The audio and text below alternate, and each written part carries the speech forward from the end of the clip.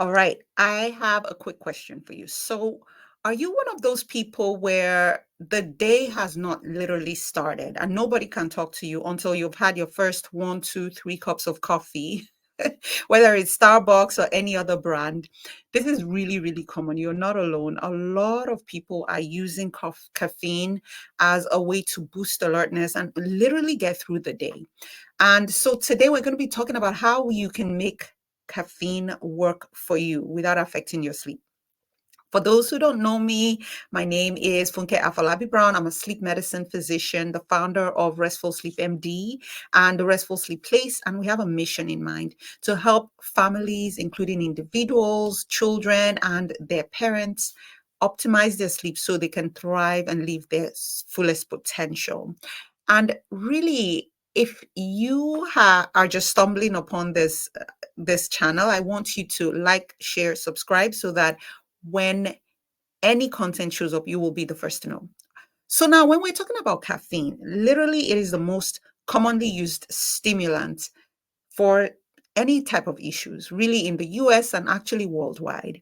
And there's a reason why that is happening. It's because we live in a sleep deprived generation, right? Everybody is sleep deprived and looking for ways to mask that sleepiness.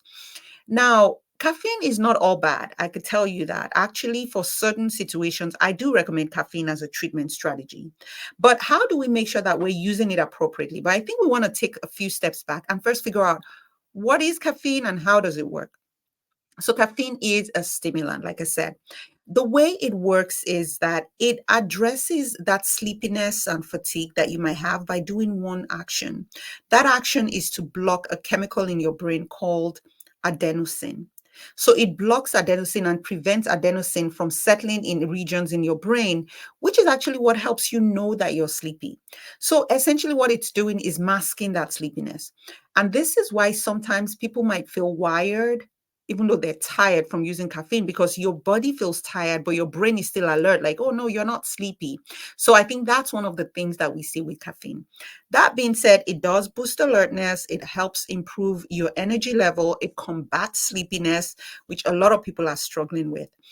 But as it's doing that, it has some effects. The first is that it can make it hard for you to fall asleep. And the reason why is, again, now it's evening time. You have so much caffeine in your system. Even though you're tired, you're not really tired. And so it does what we call a delay in sleep onset. So you may find out you're tossing and turning and it's 30, 45 minutes, 1 hour, and you're still having a hard time sleeping. The second is that it does decrease sleep duration, and we've seen this in research. I mean, this is a combination of the fact that it makes it hard for you to fall asleep and can actually cause fragmented sleep, so making it such that you're only getting a little amount of sleep at a time. And then the third, I would say, is it does contribute to nighttime wakings. So if you're someone who finds yourself tossing and turning all night long, it might be because you have a lot of caffeine in your system. And then another thing that we see with caffeine is that it changes our sleep architecture. And your sleep architecture is just really that the way your sleep is wired, right? We go through different stages of sleep. We go through light sleep, and then we go into deep sleep, and then we go into REM sleep, and then we cycle through again. Caffeine has been shown to decrease the amount of slow wave sleep or deep sleep we get. And that is the stage of sleep that's really important for restoration. It's really important for some hormones. And so you may wake up feeling unrested. It also decreases the amount of REM sleep or rapid eye movement sleep you get. And what that ends up causing, because REM sleep is important for your mood, your emotions, and also for learning. So you may be shortchanging your sleep a lot by taking caffeine. It's not all caffeine, it's the timing and the quantity. So usually the recommendation is you want to limit yourself to about 400 milligrams of caffeine a day as much as possible. And so that is something that we see that once you start to take really higher doses, number one, your body stops responding to it. And number two, you start to see more of those negative effects. Another thing is that caffeine has a very long half-life, meaning that half of the amount of caffeine you ingested has been metabolized in about 6 to 8 hours.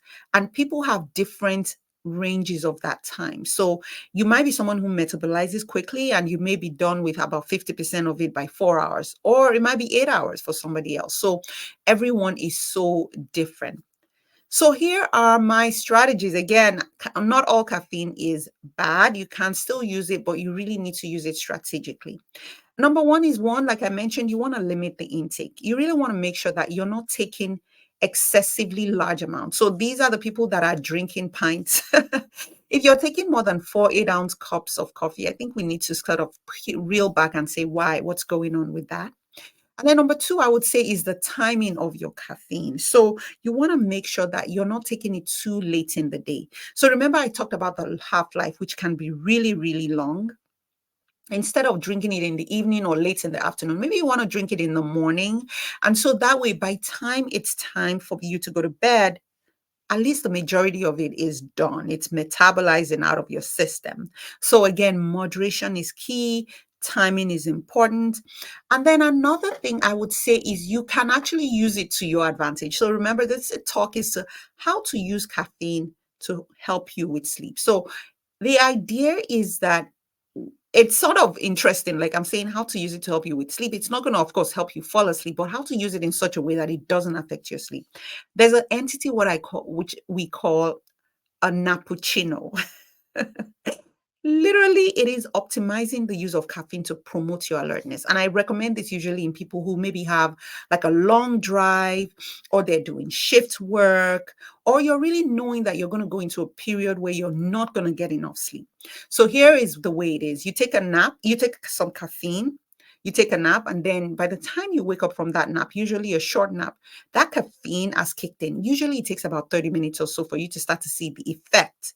So a nappuccino literally means you take a nap, you take your caffeine, your cup of coffee, then you follow it with a short nap, and then you wake up in after that nap, and you're ready to take your day.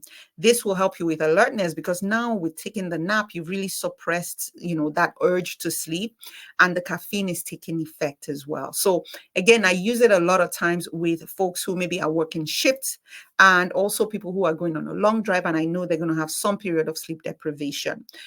Here is to let you know that nothing beats getting the natural sleep you need, but these are just tips and tricks to make it work for you. And then finally, when it comes to tips around optimizing caffeine and making it work for you, is around figure out what the root cause is. Again, if you're someone who's drinking 4 5 6 cups of coffee, you can't even survive without caffeine. Maybe you're already having withdrawal effects, your head is throbbing, but you feel like you need it, and you need more, and you need more, and you need more. There is a reason why that is going on. And that might be because, one, maybe you have an organic sleep disorder. Maybe you have, some other habits or things like that you are engaging in, and it's making it hard for you to sleep. So addressing the root cause, right? If you have sleep apnea and you're drinking caffeine because you're tired from sleep apnea, at the end of the day, that's actually dangerous, because it's going to mask the sleepiness that you feel. And that sleep apnea may go undiagnosed for years, like I've seen in a lot of patients I work with. Or you have narcolepsy, or, insomnia, where you're taking caffeine because you're so tired, but then now it's making it hard for you to fall asleep the next day. So delving into the root cause such that you can use caffeine if you need to, but you don't always have to use caffeine, is really important. And so if you're looking for a place where you're like, okay, I can't do this anymore, I'm literally just surviving on caffeine, it's time for you to see a sleep specialist, because we can help you figure out what the root cause is. And that's what we do in my practice. It's the Restful Sleep Place.